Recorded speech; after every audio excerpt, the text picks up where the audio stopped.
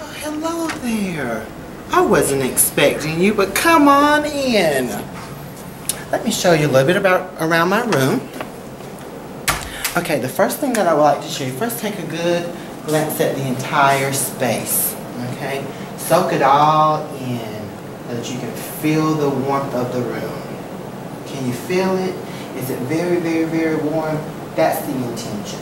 Okay, so the first thing I want to show you is my word wall. So this is my word wall over here. Okay, this is the word wall. I have 5 picture frames up here, and originally these picture frames, they were black.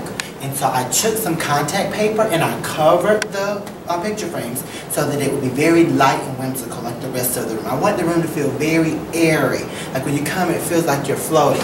And then we covered it with some fabric. So we got pink and blue primarily. And then we got these little sticky things that you can stick on the wall and adhesive that kind of bring out the fabric on the walls of the picture frame and kind of make the wall pop. So originally this was my picture wall for my students. I had all the pictures of my students in there, but what happened was I didn't realize that this is a very transit area, and so kids are constantly moving in and out and out and in, and so I'm like, what can I do with this space so that I can still get great use out of it, but I wouldn't worry about the pictures. And so I decided to put my word wall there, so I had that. So this is my word wall. The next thing I want to show you over here are the 5 rules. Okay.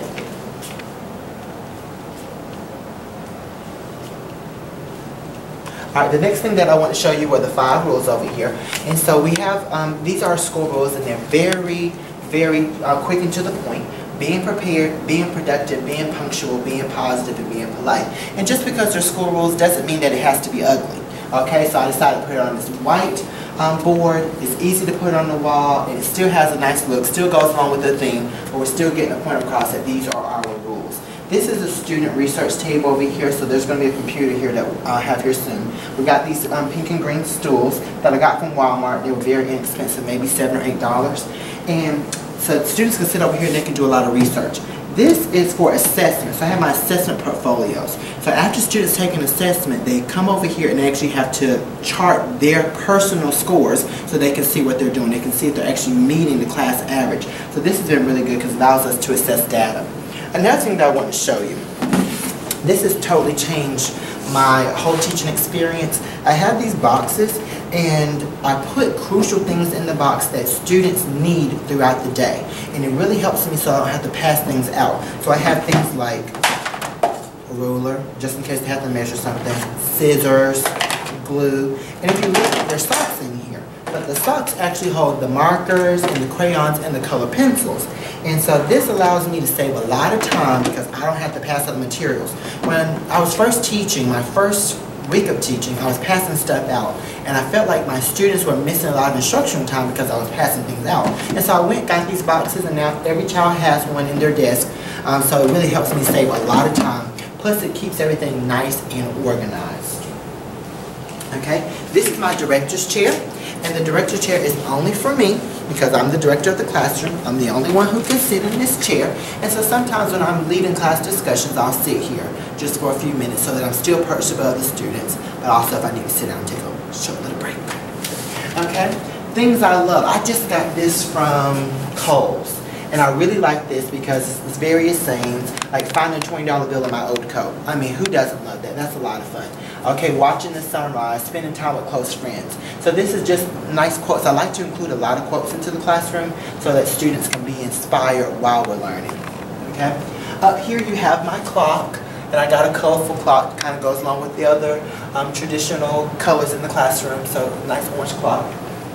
Then over here, I have my smart board, and I did not have a whiteboard by the smart board. So what I decided to do was get 2 little whiteboards so that I can post my focus standard, what we're doing for the day, as well as the agenda. And this is the agenda and focus standard we had when we did the model classroom presentation for new middle school teachers in Cumberland County. And so we got the agenda there, we got the focus standard, and you just hang them very easily. What I did is I got these hard wall hangers. They're very inexpensive. You can get them from Lowe's, and all you have to do is just get a little knife, and you go tap, tap, tap, tap, tap, and you goes in the wall very easily. I'm not handy, and even I was able to do it, so it's really nice. Okay? Got a little carpet here, and isn't this a great view where you can just look out and see what's going on and kind of just, you know, take that scenery in. All right, I've got one of the signs over here, Reader Leaders. I'm an English language arts teacher, and so I want to have a sign that reflected the importance of reading and that type of thing. Okay, here's another little quote that I like to have. Dream more, complain less, listen more, talk less, love more, argue less, hope more, fear less, relax more, worry less, believe more, doubt less, play more, and work less. And so the kids see this and they're like, Mr. Artist, it says to work less. I'm like, it's not talking to you. It's talking to people like me who are workaholics. We need to work less, but children, they need to work more. But kids really like that quote, and plus it has the different colors. Now this is my desk. And my desk looks very differently from other desks in that it's white. I wanted white furniture again to go with the whimsical theme so that everything feels very, very, very light. And so I have my desk over here that I ordered from Walmart. We put it together, it's easy. I have my bookshelves. This is just a great place for me to store different materials that kids may need. And then I put paper here because I'm one of those teachers that if kids don't have materials, I give them materials because I want them to be productive. So sometimes kids aren't able to bring their materials for whatever reason. I don't get into an argument or discussion about that. I focus on the learning, so I have paper here students need. Now these boxes here are very important to the classroom. They're labeled per class period, or they will be labeled per class period.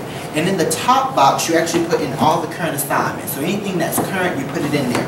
In the bottom, we put our missing assignments there. So if a child is absent, their neighbor on their row will come and they will put their assignment in here so that I won't have to, they won't come to me and say, Mr. Arts, what's our assignment? What did we do yesterday? Or did we do anything while I was out yesterday? Did y'all do anything? Because kids will ask that question like, no, we didn't do anything. We just waited for you all day. No. And so the kids know that we did do assignments, and they know their counterpart has put the missing assignments in here for them so that they don't have to ask them any questions. They can just quietly dismiss themselves from the row and come and get the assignment that they need. So that helps the classroom to be very, very, very organized. So current assignments and then missing assignments go there. Okay? The data tracker is the next thing I want to show. This is another quote. Life is beautiful, because it is beautiful. There's so much beauty in the world. Life is beautiful. So this is our data tracker. And what we do here is I put the class averages for all of my students in terms of what is their assessment average as a class.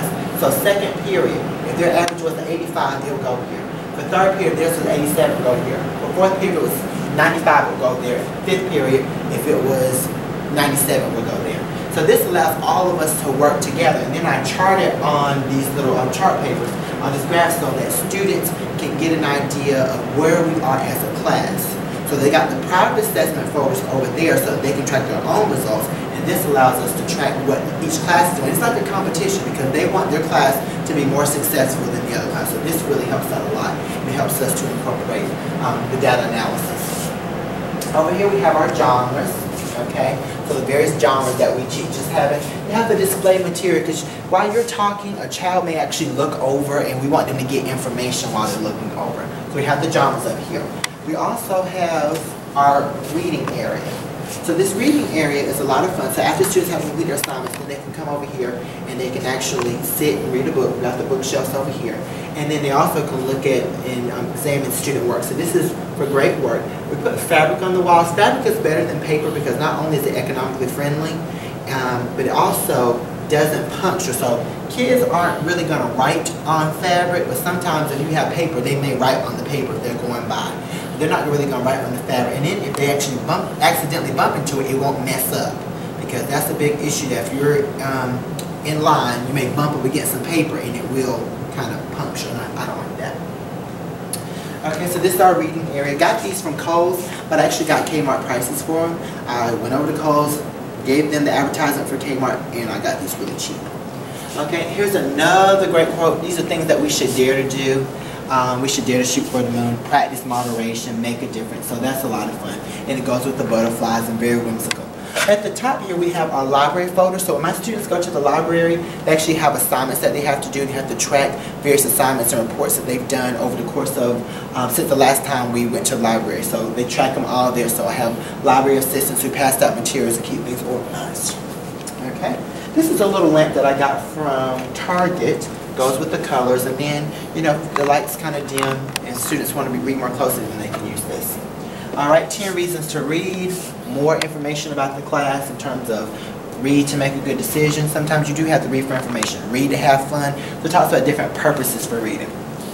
Here's another bulletin board talking about punctuation and parts of speech. And if you look, it's very spring-like. We've got little bugs and we've got little flowers and that type of thing. So I went to Dollar Tree and actually got these little trinkets that you can put on the board, or that I put on the board to kind of decorate the board. We got butterflies and flowers, and these are very expensive, just got from Dollar Tree, but I think it looks really nice and helps the classroom set the environment that this is just a light, whimsical place. We could just take off and just start floating.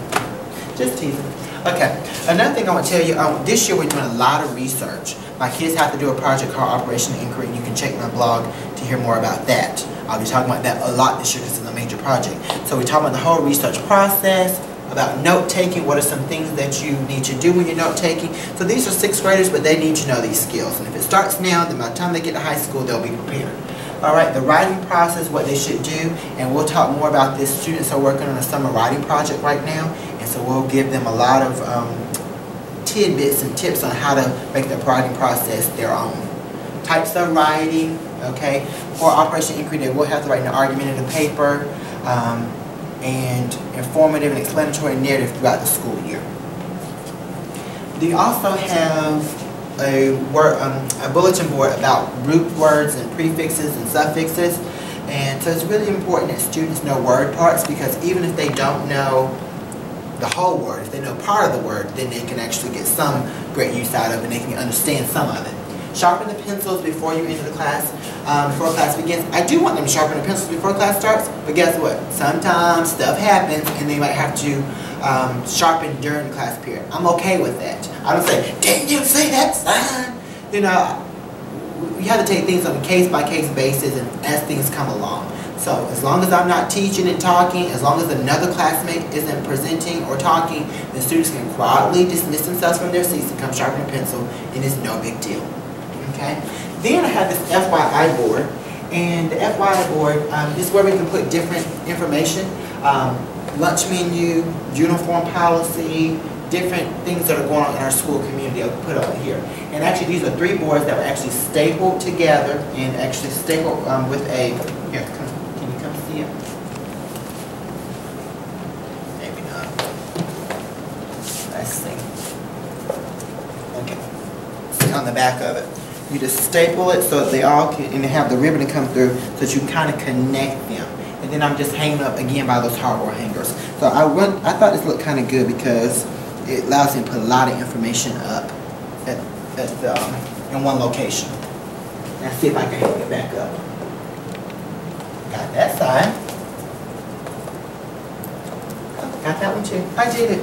Okay, this little table here is when students come in, there'll be a tardy log if somebody comes in class late. They'll sign in. They don't have to say anything to me. They sign in. If they have a note, they'll stick the note in here. And if they don't have a note, then it'll be an unexcused tardy, and then they'll have maybe after school detention or some other consequence. So that's what this is for, and also for them to get paper towels and tissue and hand sanitizer. I'll take a little bit right now. Okay, so this is my classroom. Thank you so much for coming. I do appreciate you visiting. Hopefully you got something out of it. I love being here. I really love being in this room because it's like my home away from home. And I know that if I'm comfortable here, then I know students will be comfortable here. And so, oh, look at the red table. I didn't tell you about the red table. Now this table was just it's a regular round table. And it's like the only thing that belongs to the school besides the student desk. Everything else is mine. But I really wanted this table, and another teacher had it, and I'm like, I begged him, please let me have this table, and he let me have it. And so I actually, this year, I've draped it in like red fabric because I feel like it's very dramatic. And so I think it really sets the tone that this is the hot spot. I'm in the thick of things. I'm the teacher, and so I have to be in the thick of things that's going on in this classroom. I am the center of the classroom. This classroom belongs to the children, but I will certainly play a crucial role. I'm like the heart of the classroom. I like that. The heart of the classroom. So thank you so much for visiting my classroom, and we'll see you soon. Bye now.